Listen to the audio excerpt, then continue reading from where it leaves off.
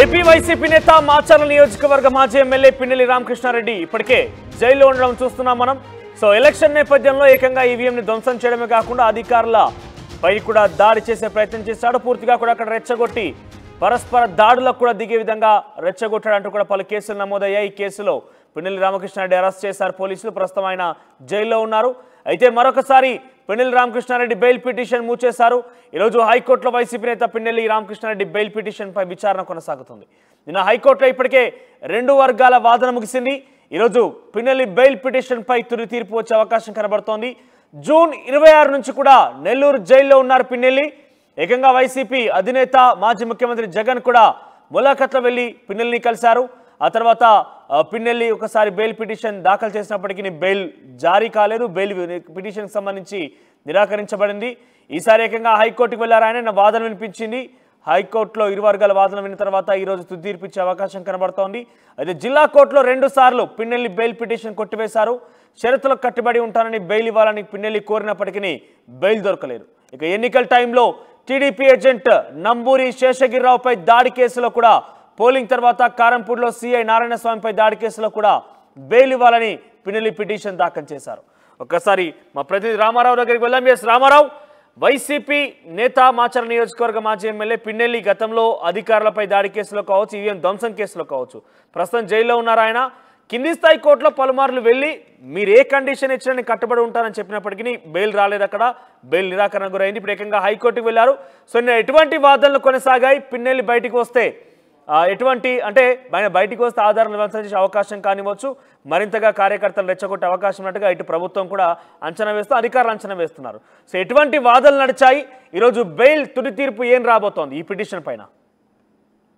ఖచ్చితంగా మనోజ్, ఎందుకంటే మాచర్ల మాజీ ఎమ్మెల్యే పిన్నెల్లి రామకృష్ణారెడ్డి జూన్ 26 నుంచి కూడా నెల్లూరు జిల్లా జైల్లోనే ఉన్నారు. సో ఆయనకు సంబంధించినటువంటి బెయిల్ పిటిషన్ పై ఈ రోజు హైకోర్టు తుది తీర్పు వెలువరించే అవకాశం ఉంది. ప్రధానంగా చూసుకున్నట్లయితే పోలింగ్ సమయంలో కావచ్చు, పోలింగ్ తర్వాత కావచ్చు, మాచర్ల నియోజకవర్గంలో జరిగినటువంటి దాడులు కావచ్చు, ఘర్షణలు కావచ్చు, వీటన్నిటి మీద ఏదైతే అప్పట్లో పోలీసులు కేసు నమోదు చేశారో ఇందులో పిన్నెల్లి రామకృష్ణారెడ్డి ఆయన సోదరుడి మీద కూడా 307 సెక్షన్స్ కింద కేసు నమోదు చేయడం జరిగింది. వీటన్నిటి మీద కింది కోర్టులో బెయిల్ కోసం అప్లై చేశారు. అయితే బెయిల్ రిజెక్ట్ అవడంతో హైకోర్టుకి వెళ్లారు. హైకోర్టులో కూడా మొదట ఈ నెల 14న బెంచ్ మీదకి వచ్చినప్పటికీ కూడా గతంలో విచారించినటువంటి బెంచ్ మళ్ళీ ఈ బెయిల్ పిటిషన్ విచారించాలని జస్టిస్ కృపాసాగర్ చెప్పడం జరిగింది. సో ఈ నేపథ్యంలోనే గతంలో విచారించినటువంటి జస్టిస్ మల్లికార్జున బెంచ్ మీదకి వెళ్ళింది. అయితే 2 వర్గాల వాదనలు విన్న తర్వాత మాత్రమే దీంట్లో తుది తీర్పు చెప్తామని చెప్పడం జరిగింది.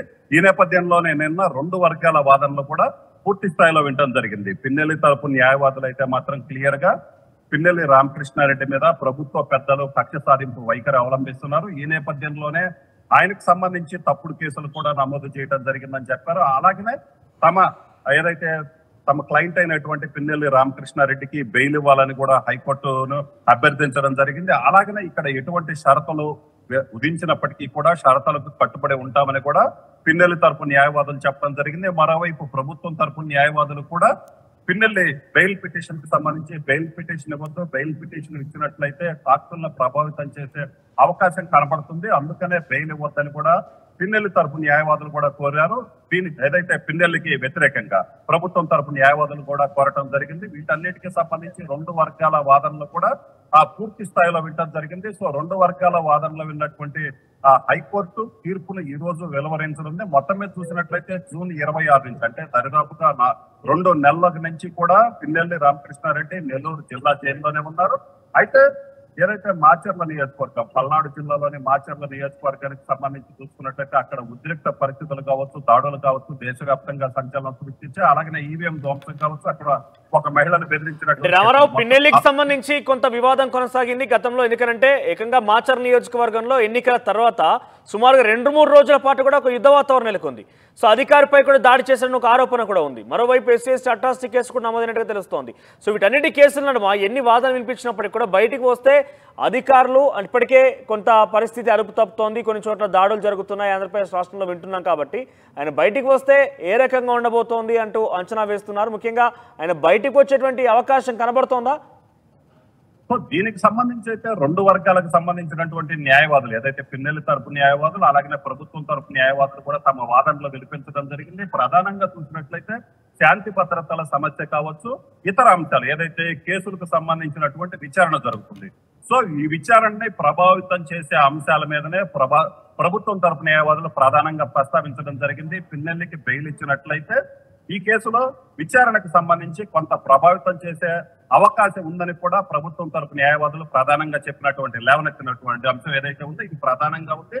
సో అక్కడ గతంలో జరిగినటువంటి అంశాలన్నింటినీ కూడా హైకోర్టు దృష్టికి కూడా తీసుకొని రావడం జరిగింది. అక్కడ జరిగినటువంటి దాడులు కావచ్చు, బీభత్సం కావచ్చు, అలాగే ఈవీఎం ధ్వంసం కావచ్చు, ఇలాంటి ఘటనలన్నీ కూడా పూర్తి స్థాయిలో కోర్టు దృష్టికి తీసుకొచ్చారు. ఇలాంటి ఘటనలు ఇప్పుడు కనుక పిన్నెల్లికి బెయిల్ ఇచ్చినట్లయితే కేసు విచారణకు సంబంధించి సాక్షుల్ని ప్రభావితం చేసే అంశం కావచ్చు, ఇతర అంశాలు నియోజకవర్గానికి సంబంధించి కొంత ఉద్రిక్త పరిస్థితులు ఏర్పడే అవకాశం ఉందన్న విషయాన్ని కూడా హైకోర్టు దృష్టికి తీసుకెళ్లడం జరిగింది. దీంతో పాటు చూసుకున్నట్లయితే ప్రధానంగా ఈ కేసులకు సంబంధించి ఇంకా కొంతమంది అరెస్ట్ కావాల్సిన అవసరం, ఎందుకంటే ఇప్పటికీ కూడా ఈ కేసులో ఏటుగా ఉన్నటువంటి పిన్నెల్లి రామకృష్ణారెడ్డి సోదరుడు వెంకటరామరెడ్డికి సంబంధించి చూసుకున్నట్లయితే ఆయన ఇప్పటికీ అజ్ఞాతంలో ఉన్నారు. సో ఇలాగా కొంతమంది ఇంకా అరెస్ట్ కావాల్సిన పరిస్థితి ఉంది. సో ఈ నేపథ్యంలోనే ఇప్పుడు బెయిల్ ఇవ్వటం అనేది కరెక్ట్ కాదు. ఎందుకంటే ఈ కేసుకు సంబంధించి కొంతమంది అరెస్ట్ కాలేదు, అజ్ఞాతంలో ఉన్నారు. వాళ్ళందరూ అరెస్ట్ అయిన తర్వాత పూర్తి స్థాయిలో విచారణ జరిగే అవకాశం అయితే అప్పుడు ఉంటుంది. సో కేసులో ఇంకా కొంతమంది అజ్ఞాతంలో ఉన్నారు కాబట్టి ఇప్పటికైతే మాత్రం బెయిల్ ఇవ్వొద్దని హైకోర్టును ప్రభుత్వం తరపు న్యాయవాదులు కోరటం జరిగింది. మరోవైపు పిన్నెల్లి తరపు న్యాయవాదులు అయితే మాత్రం ఇప్పటికే 2 నెలలు అవుతుంది ప్రభుత్వం కక్ష సాధింపు వైఖరి అవలంబిస్తుంది. ఏదైతే ప్రభుత్వ పెద్దలు కొంతమంది ఉద్దేశపూర్వకంగానే ఈ కేసులకు సంబంధించి ఏదైతే దాడులు జరగటం కావచ్చు, వీటన్నిటికి సంబంధించి కూడా వాళ్ళ తరపు వాదనలు కూడా వినిపించడం జరిగింది. మొత్తం మీద అయితే మాత్రం పిన్నెల్లి రామకృష్ణారెడ్డి బెయిల్ వస్తుందా రాదా అన్న ఉత్కంఠ అయితే మాత్రం జిల్లాలో తీవ్ర చర్చనీయాంశంగా మారింది. అయితే బెయిల్ వస్తే కనుక పరిస్థితి ఎలాగుంటుంది, అలాగనే ఈ కేసు విచారణకు సంబంధించినటువంటి అంశాలు కావచ్చు, ఏదైతే పిన్నెల్లి రామకృష్ణారెడ్డి మీద బెయిల్ పిటిషన్ ఏదైతే ఆ బెయిల్ వచ్చినట్లయితే విచారణకు సంబంధించినటువంటి అంశాలు ఏదైతే ఉన్నాయో వీటన్నిటి మీద ప్రభావం, వీటన్నిటి మీద కూడా పూర్తిగా సుదీర్ఘంగా హైకోర్టులో వాదనలు నడిచినటువంటి పరిస్థితి ఉంది. వీటన్నిటిని పూర్తిగా ఉన్నటువంటి న్యాయమూర్తి ఈ రోజు తుది తీర్పు వెలువరించే అవకాశం అయితే కనిపిస్తుంది. మనోజ్ రైట్ రామారావు, సో మొత్తం మీద పిన్నెల్లి బెయిల్ పిటిషన్ హైకోర్టులో వాదనల తర్వాత ఈరోజు తుది తీర్పు వెలువడబోతోంది. సో ఎటువంటి తీర్పు రాబోతోంది, ఎటువంటి వాదనలు నడిచాయి, ఆయన బయటికి వస్తే ఇప్పటికే కొంతమంది కూడా ఇంకా దొరకలేదు మాచర్ నియోజకవర్గం ఘటనకు సంబంధించి. మరి వారందరూ దొరికేంత వరకు కూడా పిన్నెల్లికి బెయిల్ ఇస్తారా లేదని కొంత వాదనగా నడుస్తోంది. ప్రభుత్వ తరపు న్యాయవాదులు అయితే ఎట్టి పరిస్థితుల్లో బెయిల్ ఇస్తే ఆ ఆధారాలు తారుమారు చేసే అవకాశం ఉంటుంది, మరోసారి రెచ్చగొట్టి ప్రజల్ని భయభ్రాంతులకు గురి చేసే అవకాశం ఉంటుంది. ముఖ్యంగా తప్పించుకున్న వారు దొరకలేదు కాబట్టి ఇప్పుడు పిన్నెల్లికి బెయిల్ వద్దంటూ కూడా ప్రభుత్వం తరపు న్యాయవాదులు వాదన వినిపిస్తున్నారు. మరి తుది తీర్పులో ఎటువంటి తీర్పు వెలువడబోతుందో చూడాల్సిన అవసరం ఉంది.